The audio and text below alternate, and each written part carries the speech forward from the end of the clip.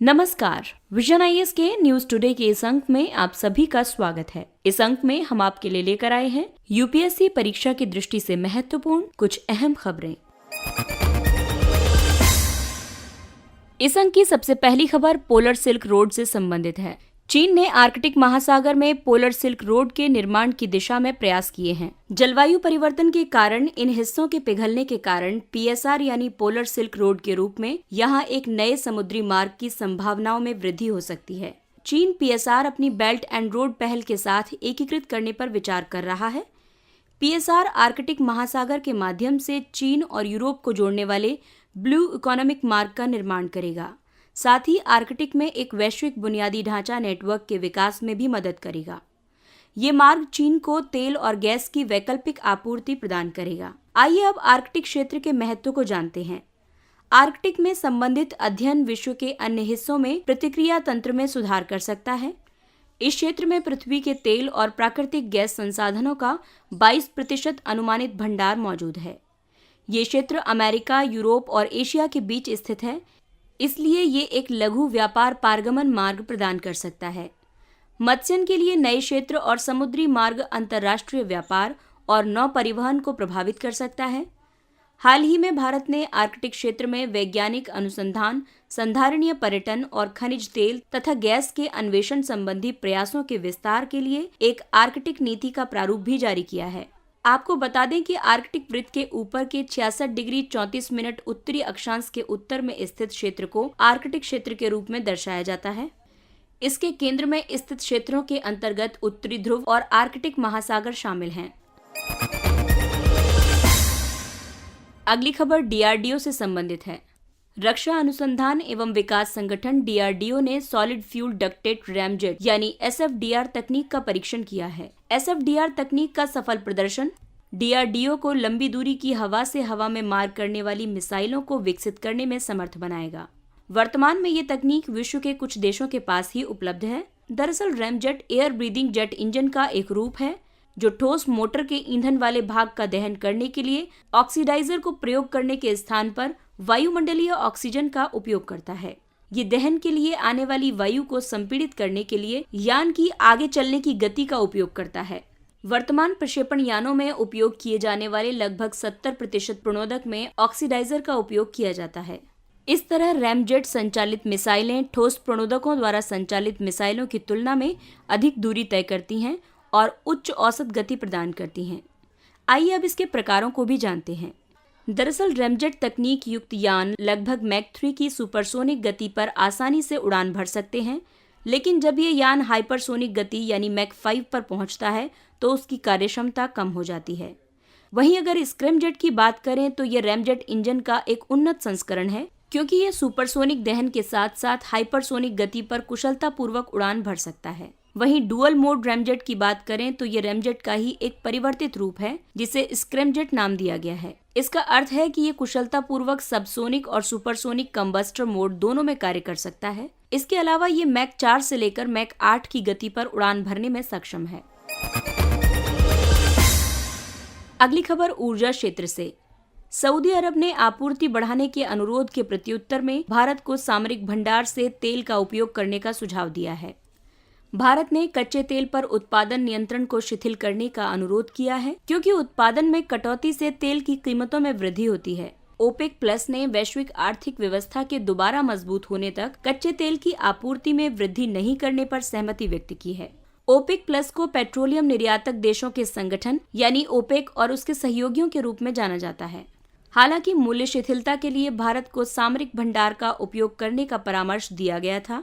वर्तमान में भारत में कुल भंडारण क्षमता 74 दिनों की है। इस भंडारण क्षमता के अंतर्गत आंध्र प्रदेश के विशाखापट्टनम, कर्नाटक के मंगलुरु और पाडुर में स्थित 3 सामरिक पेट्रोलियम भंडार शामिल हैं। आइए अब जानते हैं तेल की कीमतों में वृद्धि का प्रभाव। भारत तेल का तीसरा सबसे बड़ा आयातक देश है और ये अपनी तेल आवश्यकताओं का लगभग 85% आयात करता है। भारत में तेल की स्थानीय खुदरा दरों को अंतर्राष्ट्रीय कीमतों के आधार पर तय किया जाता है। आरबीआई के अनुसार कच्चे तेल की कीमतों में प्रत्येक $10 प्रति बैरल की वृद्धि के फलस्वरूप $12.5 बिलियन का अतिरिक्त चालू खाता घाटा उत्पन्न होता है। तेल आयात पर निर्भरता कम करने के उपायों की बात करें तो तेल और प्राकृतिक गैस कंपनी विदेश लिमिटेड यानी ONGC विदेश भारत के बाहर स्थित क्षेत्रों में तेल और गैस के अन्वेषण के लिए प्रयासरत एक निकाय है। साथ ही ये 17 देशों में 37 तेल एवं गैस परिसंपत्तियों में एक प्रमुख हिस्सेदार के रूप में भी शामिल है। भारत का लक्ष्य वर्ष 2030 तक ऊर्जा बास्केट में गैस की हिस्सेदारी को 6% से बढ़ाकर 15% करना है। इसके अलावा ये अपनी आयात आपूर्ति में विविधता लाने वाले उपायों की खोज की दिशा में भी प्रयासरत है। आइए अब बात करते हैं ओवरसीज सिटीजन ऑफ इंडिया यानी OCIs की। विदेशी भारतीय नागरिक कार्ड धारकों को अनुसंधान व पत्रकारिता के लिए पूर्व अनुमति की आवश्यकता होगी। सरकार ने उन सभी अधिकारों की एक समेकित सूची को अधिसूचित किया है जो विदेशी भारतीय नागरिकों को प्रदान किए गए हैं। हालांकि OCIs भारतीय नागरिकों को प्रदत्त अधिकारों के समान ही अधिकारों की मांग कर रहे हैं। आइए अब आपको बताते हैं OCIs के बारे में। OCI यानी विदेशी भारतीय नागरिक नागरिकता अधिनियम 1955 की धारा 7A के तहत OCI कार्ड धारक के रूप में पंजीकृत व्यक्ति हैं। OCI बनने के लिए अहर्ता है कि एक विदेशी नागरिक जो 26 जनवरी 1950 को भारत का नागरिक बनने के लिए पात्र था और जो ऐसे किसी नागरिक का पुत्र या पुत्री, पौत्र या पौत्री या प्रपौत्र है या कुछ शर्तों के अधीन भारत के नागरिक की विदेशी मूल की पत्नी या पति है या फिर विदेशी भारतीय नागरिक कार्ड धारक की विदेशी मूल की पत्नी या पति है। केंद्र सरकार द्वारा अधिसूचित पाकिस्तान, बांग्लादेश या अन्य देश के नागरिक इसके लिए अर्ह नहीं हैं।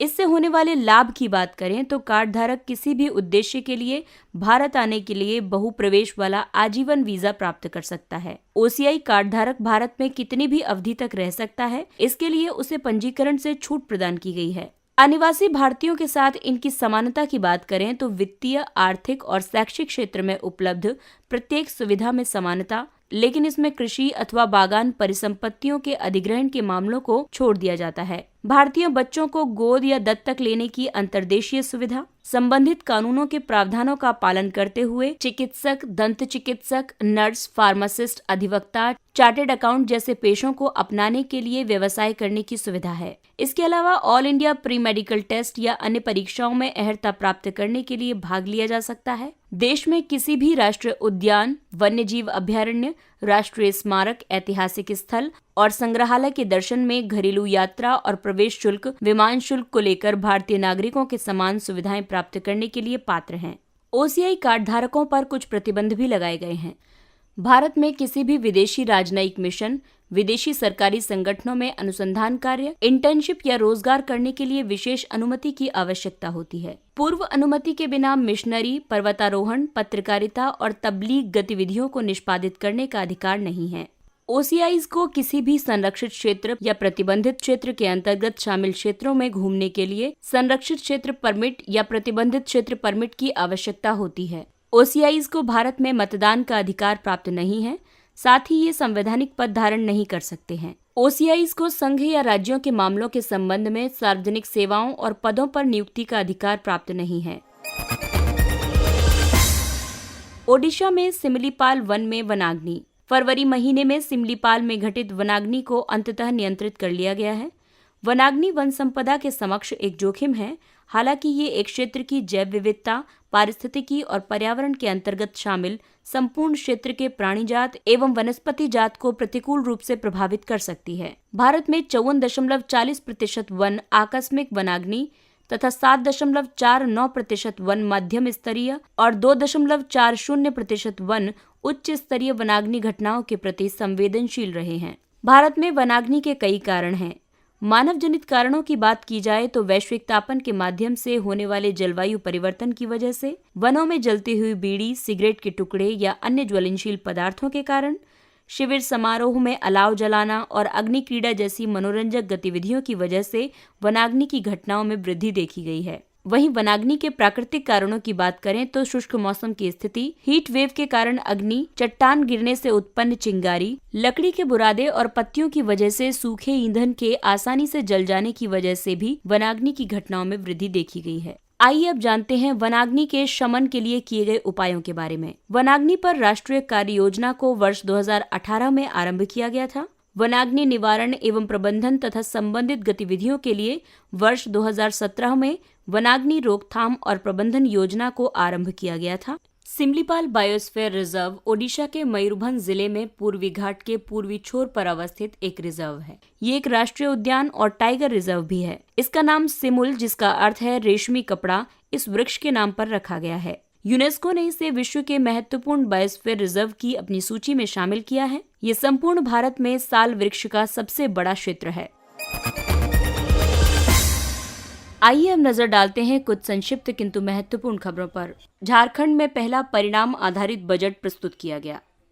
परिणाम आधारित बजट सभी सरकारी कार्यक्रमों के परिणामों की माप करता है और सुनिश्चित करता है कि धन उस उद्देश्य के लिए ही व्यय किया गया है जिसके लिए इसे स्वीकृत किया गया था।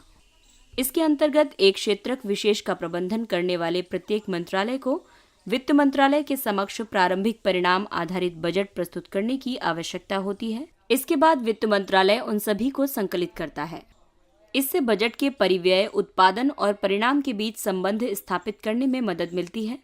यहाँ परिव्यय का मतलब है वो राशि जो किसी योजना या परियोजना के लिए प्रदान की जाती है। उत्पाद का मतलब है कार्यक्रम की गतिविधियों से सृजित मापनीय उत्पाद जिसे भौतिक रूप में व्यक्त किया जाता है। और परिणाम आउटपुट मात्र से परे की गणना है। ये वस्तुओं या सेवाओं की गुणवत्ता और प्रभावशीलता को भी शामिल करता है। राष्ट्रीय उच्चतर शिक्षा अभियान रूसा। हाल ही में शिक्षा मंत्री द्वारा रूसा की समीक्षा बैठक की अध्यक्षता की गई। रूसा एक केंद्र प्रायोजित योजना है। इसका उद्देश्य राज्य के पात्र उच्च शिक्षण संस्थानों को रणनीतिक वित्त पोषण प्रदान करना है। ये योजना केंद्रीय वित्त पोषण मानदंडों पर आधारित है और परिणाम केंद्रित है। इसमें सामान्य श्रेणी के राज्यों के लिए 60-40 के अनुपात में और विशेष श्रेणी के राज्यों के लिए 90-10 और संघ राज्य क्षेत्रों के लिए 100% का अनुपात है। रूसा के प्राथमिक घटकों में शामिल है एक संकुल में मौजूद कॉलेजों के रूपांतरण द्वारा विश्वविद्यालयों का निर्माण, उच्च शिक्षा का व्यवसायीकरण और चयनित राज्य विश्वविद्यालयों में गुणवत्ता और उत्कृष्टता सुनिश्चित करना। Government e market place. AYUSH मंत्रालय के अंतर्गत सार्वजनिक क्षेत्रक उपक्रम यानी PSU, Indian medicine pharmaceutical corporation limited government e market place पर अपने उत्पादों के विक्रय के लिए तैयार है। विभिन्न सरकारी विभागों, संगठनों, सार्वजनिक उपक्रमों द्वारा आवश्यक सामान्य उपयोग की वस्तुओं और सेवाओं की ऑनलाइन खरीद की सुविधा के लिए गवर्नमेंट ई मार्केट प्लेस एक एकल बिंदु पोर्टल है। ये वाणिज्य और उद्योग मंत्रालय के अंतर्गत कार्य करता है। ये पूर्ण रूप से पेपरलेस, कैशलेस और तंत्र संचालित ई मार्केट प्लेस है जो न्यूनतम मानव हस्तक्षेप के साथ सामान्य उपयोग की वस्तुओं और सेवाओं की खरीद को सक्षम बनाता है।